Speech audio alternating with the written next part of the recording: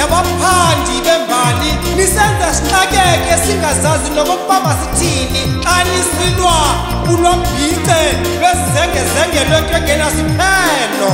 Kuthi xa kunjena ke ngoku mna mandisike ndicela ukuvusa uba uMandlamyeko andidlalele ibali likaMakhanka nohlohle sakhe ngo-1985 elalisithi nathi bakhathe abantu nibakhathe nide niphathane kwanina kwaye mayiqondakale kaloku Maqabane into yokokuba as long imbali isaphekwa xa ibaliswa ayikho into lokuzilunge politically religiously ayikho into yokuze ilunge as long imbali isaphekwa xa ibaliswa. Mandwaqawuleni warhuqa ndisibali isiganeko sibembini sibentathu ndakugqibe ndikushiye uzidibanisela emveni koku ndixelele into yokokuba uyawuzakhululeke na umntu omnyama. Imbali esiyinikwayo umhla nezolo ithi abelungu beza neBhayibhile bathatha umhlaba wokhokho, kodwa imbali efihlweyo yeyokokuba ezinye zeenkosi zabantu abamnyama zacela abelungu kazisilwa nezinye iinkosi ezikwa ngabantu abamnyama. Abelungu abafuna ukubhatalwa ngeenkomo, bafuna ukubhatalwa ngomhlaba.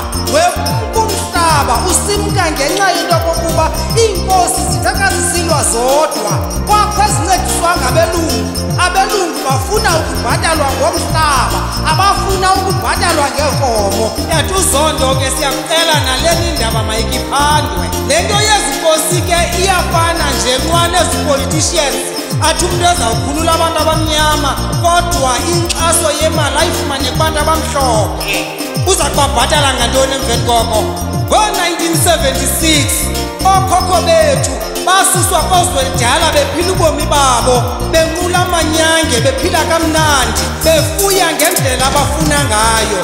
Badudulwa bobekwa kutrust, xa befika kutrust yaphungulwa imfuyo kodwa mabayirhafele yatshintsha indlela yokuphila. Yathi uZondo naleni ndima mayikiphandwe kuba yazisa intlupheko kwintlalo yomntu omnyama. Bayawutshona phi abatata ababehamba ngeemoto ezikanokutho befaka amaqhina beqhuba i-English nesiXhosa xa bethetha behamba nabelungu bejikeleza eTranskei beneenkunzi zeenkomo ezazinamatyhalarha awayetshayela umhlaba besithi makuthengwe ezo nkomo ibe zizo ezikhwela iinkomo zootata bethu khona ukuze iinkomo zootata bethu zifane neenkomo zabelungu. Kwa abatata behamba neemasi zeenkomo ezazinamabele, ibele ufike lurhuqa phantsi besithi iinkomo zootata bethu zizawufana neenkomo zabelungu. Ezo tata bethu zazigcwalisa ithunga elingathi liyi-5 litre, ezabelungu igcwalisa i-25 litre inkomo iyodwa. Zaphelela phezo nkomo kuba namhlanje iinkomo zootata bethu ezikwakuthiwe zizincadalala zikhulu zezizumsebalungwini ngoku. Nazi zifuywe ngabelungu ezaa nkomo kwakuthiwa azifuneki, zifuywe ngabelungu. Xa senza amasiko sikwenzela ootata bethu sithenga inkomo kubelungu. Ezi nkomo zazifuywe ngootata bethu kwathiwa zilunganga, namhlanje zilungile kuba zifuywe ngabelungu. Yebaba uZondo ingabe uyandivana tata wam? Nansi indaba ndisiza nayo. Kwathiwa ootata bethu mabayeke ukulima ngeenkomo, mabalime ngeetrekele kuba kaloku kukhululekiwe. Imfuyo iyasokoliswa, imfuyo mayifuyelwe kuphela into yokokuba ikwazi uyothengiswa esilarheni. ngelo xesha indoda xa ilima ibilima ngekhuba layo, ilima amasimi wayo, izazi ukuba ikhuba mayilifake kanjani emhlabeni wayo. Zithe zafika itrekele zawonga umhlaba zathathela rheqe lisezantsi zalijula ngaphezulu. Ukusukela mhla kwalinywa ngetrektha awuzange umhlaba uphinde uphume eTranskei kunanamhlanje oku, kodwa zange ibe khona ikhomishini yokuphanda ngaloo nto. Baba uZondo uhleli yina tata wam, abatata babehamba ngeemoto ezintle befaka amaqhina bexuba i-English nesiXhosa xa bethetha, ikwangaba babehamba nabelungu bejikeleza eTranskei beqokelela zonke into zakudala zokhokho bethu, besithi azifuneki nganto ngoku kuba kuphucukiwe. Kodwa ezo zinto ezo, izikhakha, iinkciyo, zonke njena iimpahla zokunxiba zakudala nezinto ezazihombisa zesiXhosa namhlanje zigcwele kwiimyuziyam zabelungu. Xa sifuna ukuzibona ezi zinto ngoku sizibona ngemali kwiimyuziyam zabelungu. Kwakuthiwe kootata bethu azifuneki nganto kuba kuphucukiwe. Ngetata uZondo ingabe uyadivana.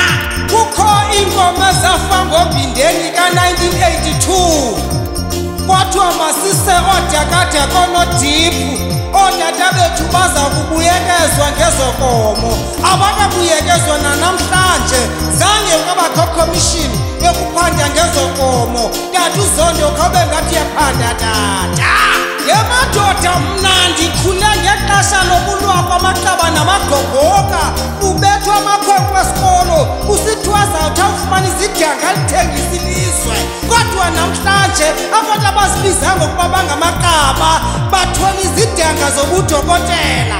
Athi umntu ngudoktar banibani yena inkwenkwe eqaba, athi umntu ngudoktar banibani yena intombi eqaba. Eneneni kanti ngubani iqaba? Yebaba uZondo khawuphande, yakucela ucelwa ngumfoka wowo kawube ngathi uyaphanda tata. Ngexesha lokunyanzelwa kwemfundo kumntana womntu omnyama, thina sasivuka sisenge ukhaphela inkomo, kodwa xa ufika esikolweni ubethelwe ukuba ungazingenanga i-morning class. Kanti yayingezo morning classina into yokokuba mawuvuke usenge ukhaphela iinkomo zakokwenu wogqiba uhambe uyokwamkela imfundo yasemzini. Sasibethwa sibethelwe nokuhamba siye edipini. Kokwenu uzawubethelwa into yokokuba vuka uhambe usinkomo edipini. Xa ubuya edipini uyobethwa esikolweni ubethelwe into yokokuba kutheni ubuye emini ubuyokwenzana edipini. Uphatha nguye ngolo suku ngenxa yento yokokuba ubuye late edipini, uzawubethwa kusuku olulandelayo kuthiwe ube kutheni uzuhambe edipini ungaze esikolweni. Iititshala zifole zibe ntlanu, titshala nganye ibetha imivumba yayo ikunkankathe yonele entliziyweni. Unkangatho kungathi kunkankathwa idonki elikhoboka ethwele umthwalo isindwa injalo, kodwa ibinkankathwa. Yebaba uZondo khawuphande. Isikolo esi sasibethelwa sona sisuswa kwizinto zootata bethu. Sisenzele ntoni eso sikolo? Endingafuni nokuthetha ngayo ke into yile yokokuba abantwana bezifundiswa ngelaa xesha babengolusi bona, besoluselwa sithi bantwana babantu ababesokola. Wolusa inkomo zelali yonke, abantwana bazalwa ziititshala, oonesi namapolisa abengahambi emva kwenkomo, babehanjelwa sithi sibhatalwa ngokutya okumnandi. Namhlanje aba bantwana bafuna sibubude kubo sibahloniphe, kodwa thina zange sifunde sisolusela bona. Nangoku sesiguga kufuneka sibubude kubo, kusekuthi banditsheke. Ndabona isifundiswa kufanele ukuthi banditshekele. Nabantu abathi imimoya yabaprofeti bakudala mayibuye, kuzafuneka bacacise uba yeyiphi le mimoya abayibizayo, bangasibizeli neshwangusha kuba kukho abaprofeti izinto zobuxoki. Xa ke ngoku kubizwa yonke imimoya yabaprofeti, hayi zonke iimboni zakudala yayiziimboni ezazihlambulukile. Zikhona iimboni eyayiziimboni ezazisetyenziswa ngabelungu.